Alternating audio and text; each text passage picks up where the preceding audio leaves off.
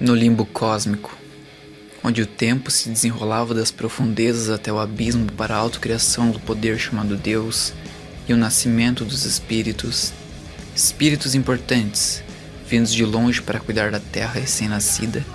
E o que aconteceu lá? As 32 palavras que foram ditas até que, finalmente, um desses observadores se atreveu a erguer uma mão e criar fogo do ar.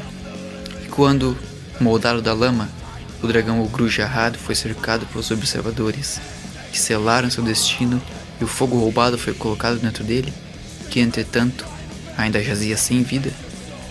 Porém, ao cair da noite, a escuridão chegou e deu ao Ogru-Jahad e suas partes função e propósito, o que causou na chegada das primeiras criaturas vivas da Terra, os 369 Ogru-Rin.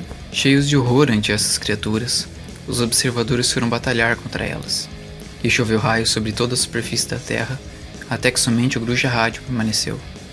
Assim, o observador que havia ousado os criar novamente ousou erguer sua mão para os aprisionar e lançá-los no abismo. Mas então, todos os observadores se viraram contra aquele por medo dele e de tudo que tiveram que passar. Eles o cortaram em pedaços e observaram todos aqueles pedaços serem consumidos, exceto que mais tarde viria a ser a chave para o Apocalipse, grudada ao corpo de um ser demoníaco. Mas antes disto, a cólera e a fúria do mestre caiu sobre eles, e foram todos pegos num redemoinho de vento e jogados, alguns em buracos, outros sob os monstros vivos da terra. Então a tempestade passou, e os espíritos menos importantes foram permitidos assumir formas. Esses se tornaram os primeiros homens, chamados de o Povo Dourado. Construíram sua cidade em Hiperbórea, sendo seu objeto sagrado a mão daquele observador, preservado em âmbar e trancado em uma tigela dourada. Anos se passaram até que Thoth tornou-se rei e mandou construir uma estátua onde a mão foi colocada.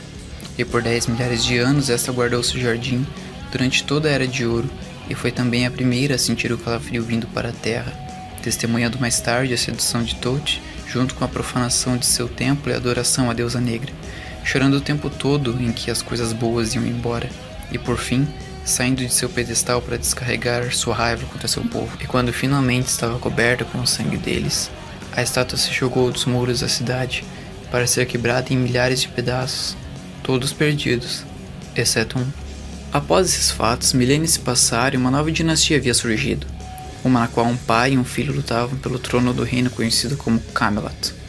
Ambos morreram na batalha, e normalmente é nessa parte onde as pessoas acreditam que a linhagem Pendragon terminou, mas esta não é a verdade.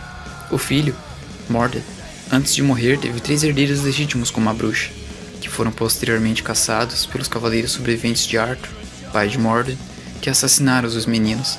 Entretanto, havia também uma filha, da qual eles não haviam encontrado.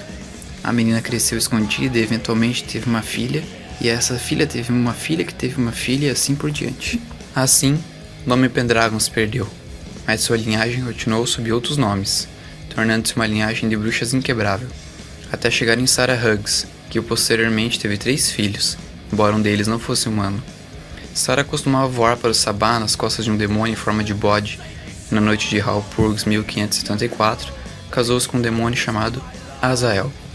Apesar de, em um seu leito de morte, ter se arrependido de todas as suas ações malignas e pedido aos seus 2 filhos, que eram um padre e uma freira, para abençoá-la e guardá-la, nada fez privar o demônio Azael de conceber sua noiva e levá-la com ele para o inferno.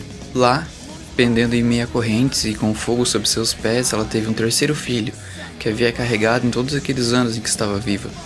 Quando a criança nasceu, seu pai, Azael, cortou fora seu braço direito, e no lugar deste colocou o que um dia fora parte de um dos primeiros espíritos guardiões.